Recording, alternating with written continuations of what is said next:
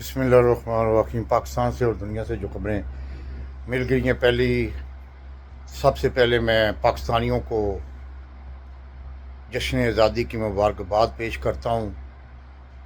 یہ جشن آزادی ایسے نہیں ملا۔ قائد اعظم نے جس جدوجہد، مسلمانوں نے جو قربانیاں دی ہیں، یہ ایک معمولی آزادی نہیں تھی، ایک بہت بڑی آزادی تھی۔ لیکن پاکستانیوں کو ایک بدقسمتی کہ آزادی کے فوراً بعد انگریزوں کو سے آزادی مل گئی تھی، لیکن اپنے ہی لوگوں نے پھر اس کو غلام بنانے کے لیے امریکہ کی غلامی قبول کر لی، جو 75 سال اور 78 سال سے جاری ہے، جو ختم ہونے کا نام نہیں لے رہی۔ دوسری میں خراج تحسین پیش کرتا ہوں پورے پاکستان میں جو کل رات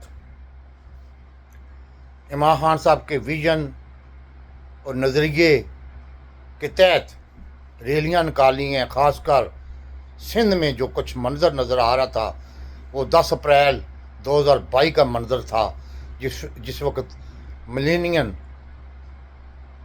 مارکیٹ ہے یا چوک ہے، لاکھوں کی تعداد میں پورے سندھ سے لوگ نکلے ہیں۔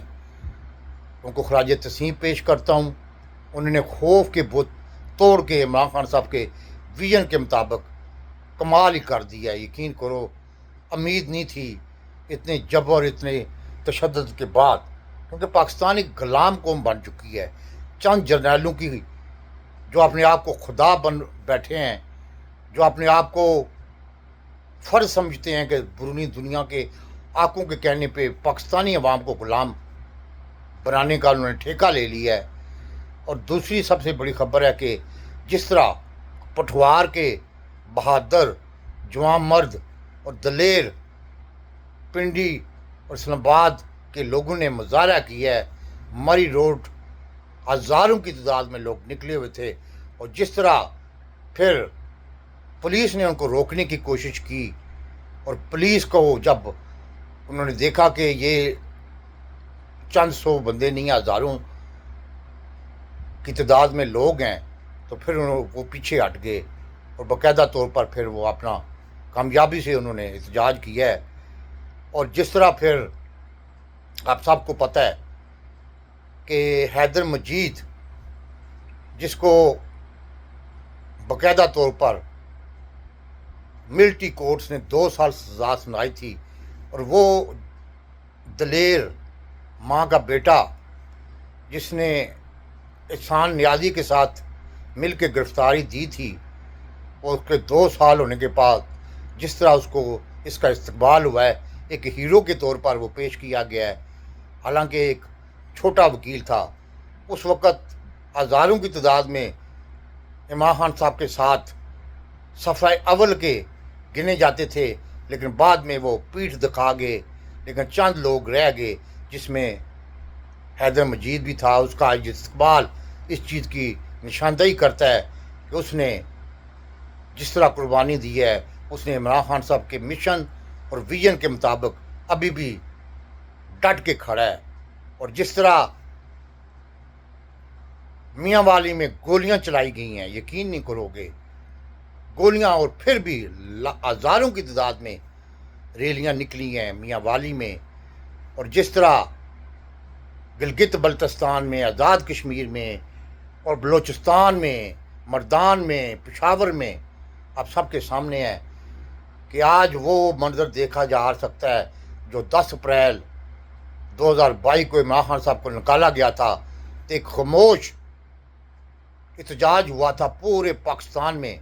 اسی طرح کا احتجاج خاص کر بلوچستان میں، اور سندھ نے تو کمال کر دیا ہے، اس کو تو تھوڑی سی ریلیکس ملا ہے، تو ہزاروں کی تعداد میں پورے سندھ میں تقریباً 15 سے 20 لاکھ بندہ نکلا ہے پورے سندھ میں۔ اس سے آپ اندازہ کر سکتے ہیں کہ کتنی بڑی عمران خان صاحب کے ویژن کی کامیابی ہے۔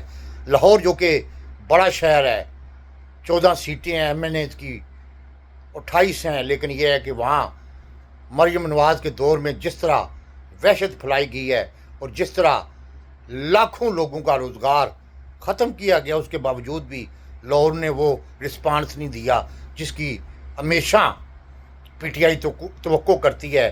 کیا وجہ ہے یہ سب آپ کو پتہ ہے. میں نے پہلے ایک ویڈیو بنائی تھی، وہ ڈیلیٹ کر دی کیونکہ مجھے پتہ ہے کہ یہ کیا وجہ ہے.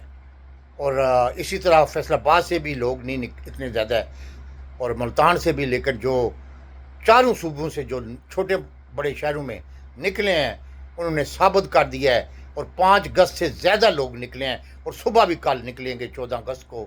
اور یہ عمران خان صاحب کی بہت بڑی فتح ہے.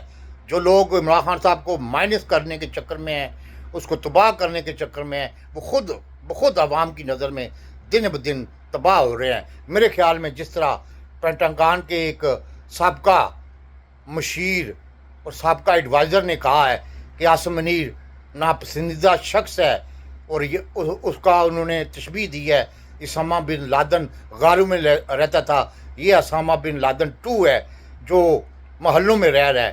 اور میرے خیال میں عاصم منیر کا یہ مشن ہے کہ پنجاب کی حد تک جو ایک پرامن صوبہ رہ گیا ہے اس کو عوام کے ساتھ اور آرمی کے ساتھ اور پولیس کے ساتھ لڑا دیا جائے، اور ملک میں خانہ جنگی شروع کروا دیا جائے، اور پاکستان کے ٹکڑے ٹکڑے کروا دیے جائیں. یہ میرے خیال میں چند جرنیل جو اپنے آپ کو